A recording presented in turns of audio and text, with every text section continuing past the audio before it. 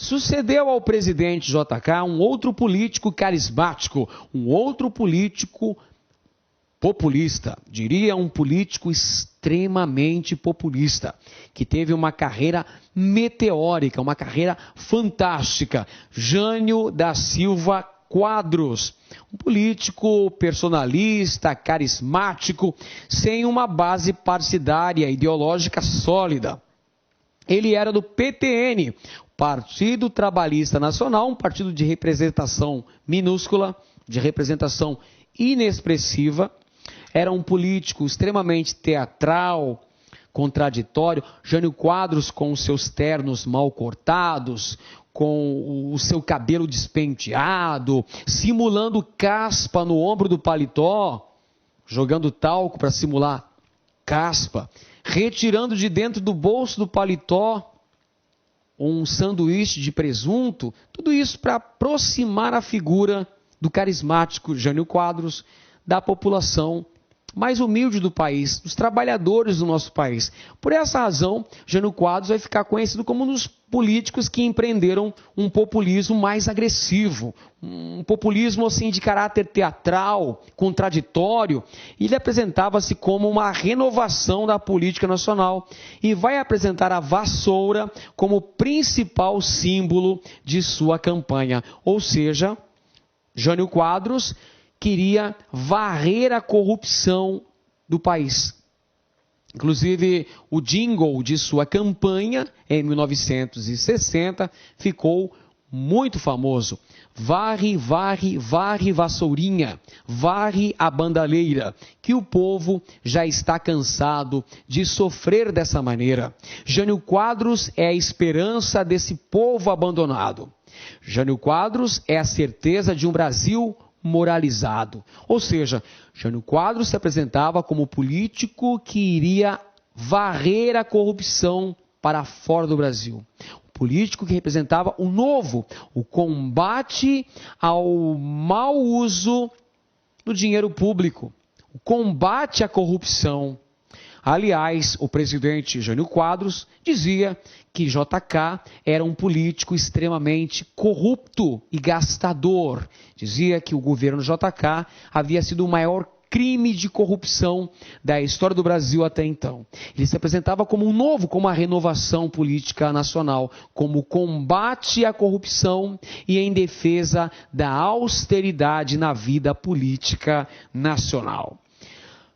É preciso destacar que a eleição de Jânio Quadros foi apoiada pela UDN, a União Democrática Nacional, partido de oposição ao varguismo, partido de oposição ao nacionalismo econômico. Nas palavras de Afonso Arinos, Jânio Quadros representou a UDN de porre. Pois bem, senhores, Jânio Quadros acabou adotando uma política interna marcada por um grande conservadorismo econômico. Ele adotou o congelamento dos salários dos trabalhadores, ele cortou os subsídios para a produção de trigo e petróleo no país, não conseguiu controlar os índices inflacionários no Brasil. Por outro lado, é importante destacar que, do ponto de vista da política externa, o governo Jânio Quadros foi marcado por uma grande autonomia, uma grande independência, pelo não alinhamento dentro do contexto histórico da Guerra Fria. Para vocês terem uma ideia, Jânio Quadros reatou relações diplomáticas com a União Soviética, com a China e também com Cuba. Perceba bem, meu caro aluno, vivíamos um contexto histórico bastante atribulado, período de vigência da Guerra Fria, a bipolarização mundial, as esferas de influência capitalista, liderada pelos Estados Unidos, e socialista, sob o comando da União Soviética. Nesse contexto, Jânio Quadros vai adotar uma política de não alinhamento a nenhuma das grandes forças político-militares do período, no caso, Estados Unidos e União Soviética. Mais do que isso, senhores, Jânio Quadros reata relações diplomáticas com os países do bloco socialista, a União Soviética, China e Cuba, que após a Revolução de 1959, liderada por Fidel Castro, Raul Castro e Ernesto Che Guevara, acabou adotando o socialismo. Então perceba a gravidade dos fatos. Jânio Quadros aproxima-se do lado socialista, mas adota uma política externa independente. Achava que o Brasil deveria conversar com ambos os lados, deveria ter sua autonomia política respeitada.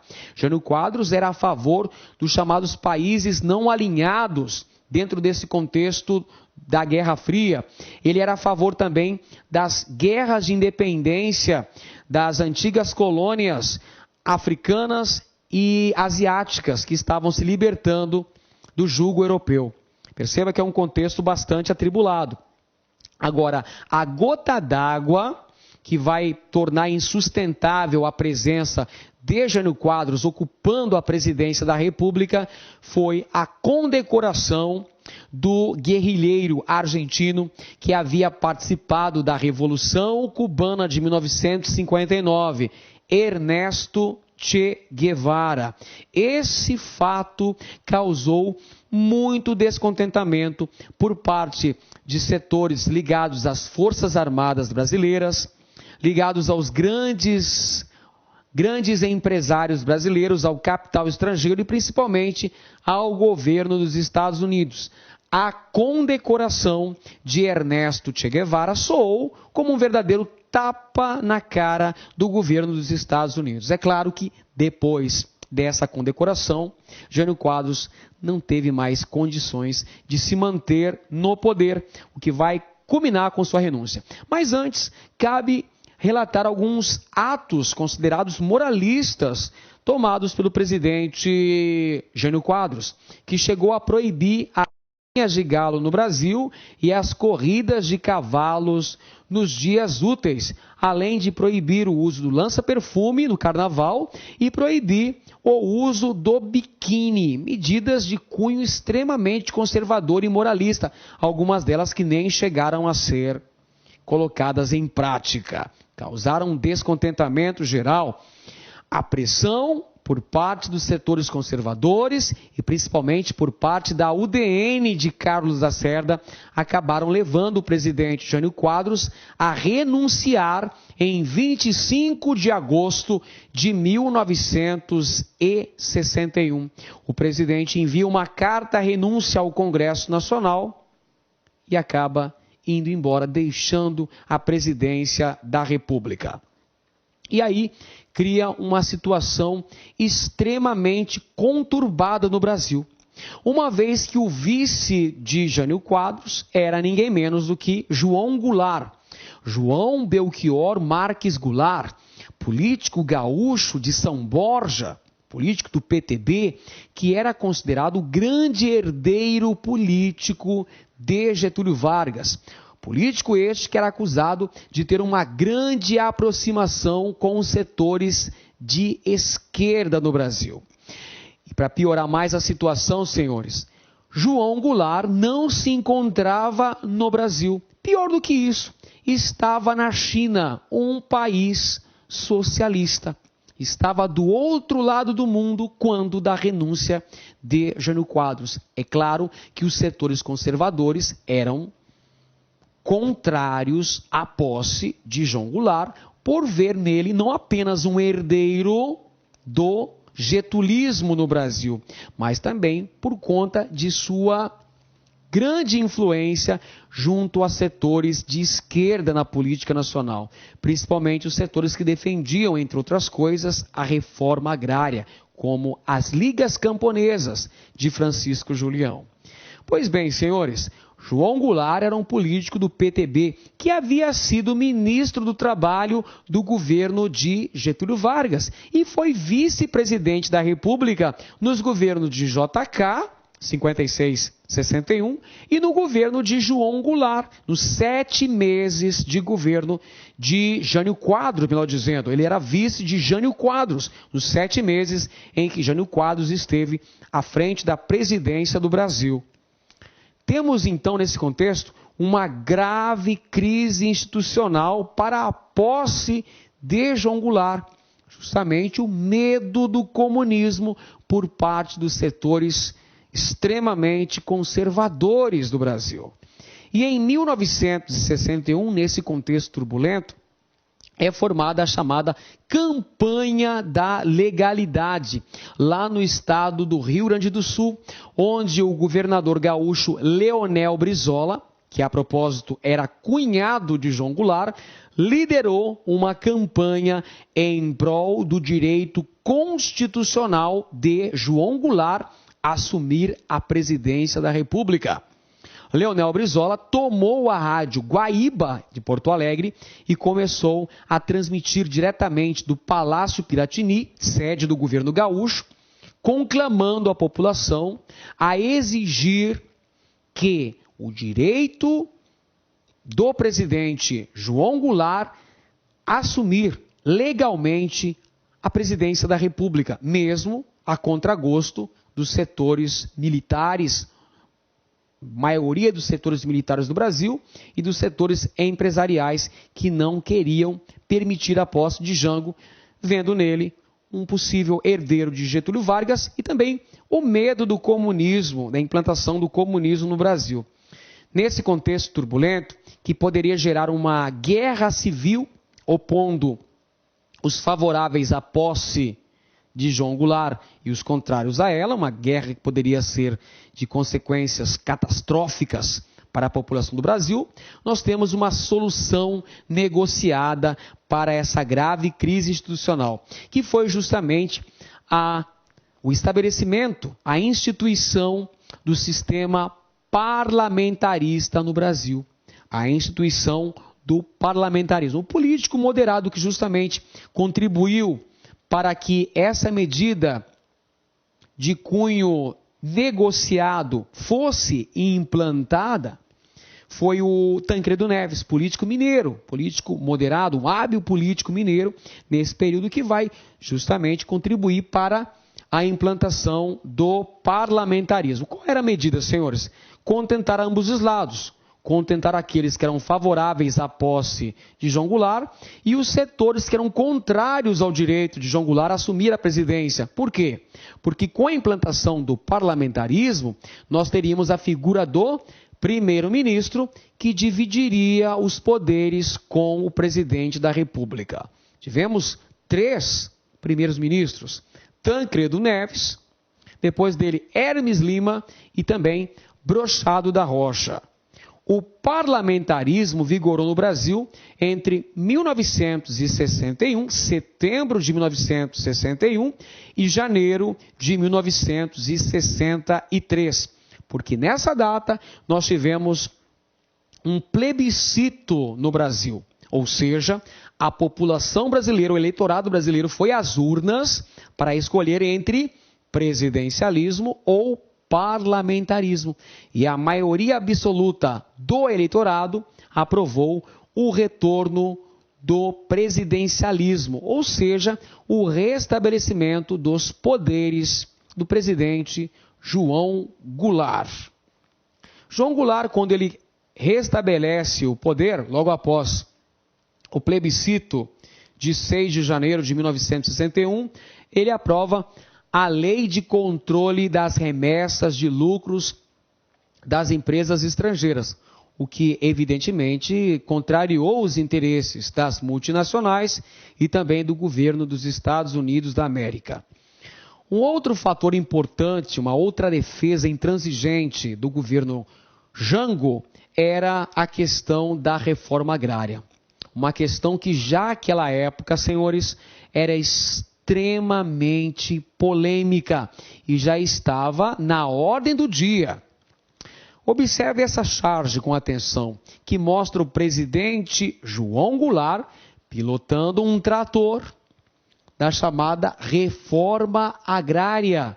E à frente desse trator estão enormes pedras obstruindo a passagem do trator da reforma agrária. E essas pedras representam os setores políticos e econômicos que eram contrários a tal medida, tais como a UDN, o PSD, os grandes empresários e principalmente os grandes latifundiários brasileiros. Uma questão extremamente polêmica. Durante o seu governo, João Goulart aproxima-se dos movimentos sociais, principalmente a União Nacional dos Estudantes, os sindicatos de trabalhadores e também as ligas camponesas, que defendiam a implantação da reforma agrária no país. É lançado em 1963 o Plano Trienal de Desenvolvimento, sob os auspícios do ministro Celso Furtado. E as tão sonhadas reformas de base, uma reforma estrutural que poderia mudar profundamente as características da política e da economia nacional. Reforma agrária, reforma urbana, reforma política, inclusive com o direito do voto aos analfabetos, um assunto proibido na época, e também com a reforma educacional, visando combater os altos índices de analfabetismo que existiam no Brasil durante o finalzinho dos anos 50, começo da década de 1960. Nesse contexto, quando o presidente Jango recupera os seus plenos poderes, ele tem o auxílio de importantes órgãos, importantes setores dos movimentos sociais, como, por exemplo, as ligas camponesas, sob a liderança de Francisco Julião e pela defesa da reforma agrária no Brasil.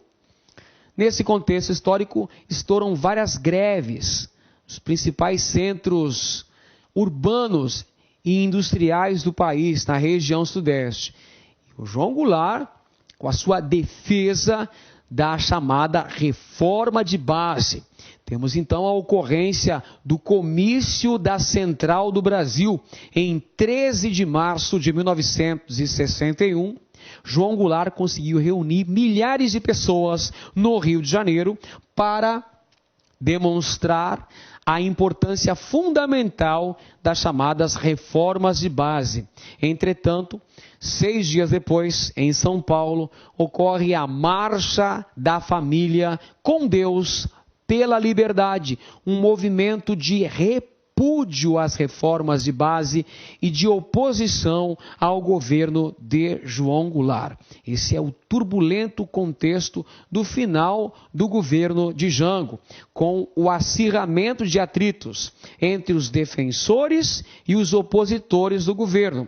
Os defensores estavam no comício da Central do Brasil, no Rio de Janeiro, uma manifestação de apoio ao presidente da República, de apoio às reformas de base, em 13 de março de 1964. Entretanto, 6 dias depois, senhores, o que aconteceu? A Marcha da Família com Deus pela Liberdade, em São Paulo, um movimento de contestação, um movimento contrário ao presidente João Goulart, contrário à reforma de base no país.